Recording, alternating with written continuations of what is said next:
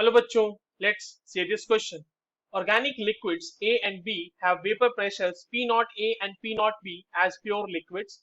At 80 degrees Celsius, a mixture of two behaving ideally and boiling at 80 degrees Celsius has mole fraction of A is 0.16 and P naught B minus P naught A की value दी हुई है बच्चों हमारे पास 472 mm of Hg. The value of P naught A in mm is x, then x upon 60 is nearest integer is. चलिए इस question को solve करते हैं बच्चों, और सबसे पहले तो ये देखते हैं कि इस क्वेश्चन को सॉल्व करने के लिए हमारे पास कौन से की कॉन्सेप्ट की जानकारी होनी चाहिए।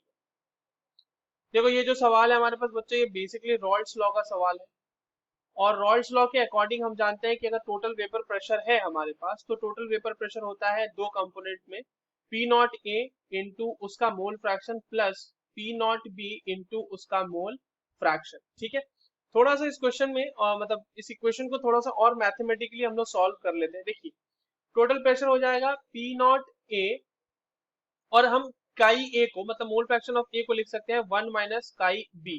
ठीक है, क्योंकि मोल फ्रैक्शन का सम हमेशा यूनिटी होता है, तो ये हो जाएगा P naught B into chi B. अब इसको थोड़ा और सॉल्व कर लेते हैं, तो ये हो जाएगा P naught A minus P naught A into chi B plus P naught B into chi B.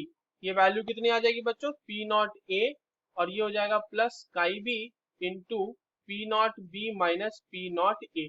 Right, अब देखो आपके पास क्वेश्चन में ये कहा गया है कि 80 डिग्री सेल्सियस पे जो हमारे पास सोल्यूशन बनाया गया है वो बॉइल कर रहा है, यानी कि टोटल प्रेशर क्या हो जाएगा हमारे पास at 80 degree Celsius. 80 degree Celsius P, जो हमारा पी टोटल है, that will be 1 atm, boiling temperature है ना, तो वहां पे वेपर प्रेशर एटमॉस्फेरिक प्रेशर के बराबर हो जाएगा, और इसे हम लिख सकते हैं 760 mm of Hg। Right, now इतनी सारी चीजें हो गई हमारे पास, अब हम इसमें वैल्यूज को पुट कर देते हैं। देखिए आपके पास ये दिया हुआ है 760 is equals to P naught A की वैल्यू तो फाइंड आउट करनी है। अच्छा, काई बी कैसे निकलेगा बच्चों, तो ये 1 माइनस काई ए से निकलेगा, तो काई बी विल बी 1 माइनस काई ए, तो ये हो जाएगा 1 माइनस 0.16 एंड ये वैल्यू आ जाएगी 0.84।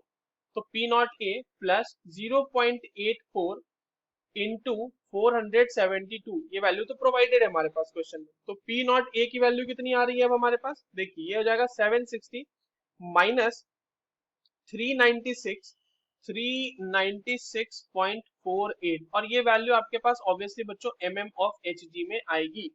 तो ये वैल्यू कितनी आती है, ये वैल्यू आती है हमारे पास 390.52 mm। ओके, तो ये पी नॉट की वैल्यू आ गई हमारे पास। अब देखो पी नॉट के लिए ये बोला गया है हमारे पास कि पी नॉट की वैल्यू जो है वो x mm है, तो x की वैल्यू क्या हो जाएगी बच्चों यहाँ पर से 390.52, और हमसे x अपॉन 60 पूछा है, तो ये रख देते हैं 390.52 डिवाइडेड बाय 60, और ये वैल्यू कितनी आती है बच्चों 6.51, that is around 7। Nearest integer पूछा है ना हमसे, तो इसलिए हम 7 नियरेस्ट इंटीजर लेके चलेंगे। सो 7 is the correct answer for this question. I hope you understood this well. All the very best.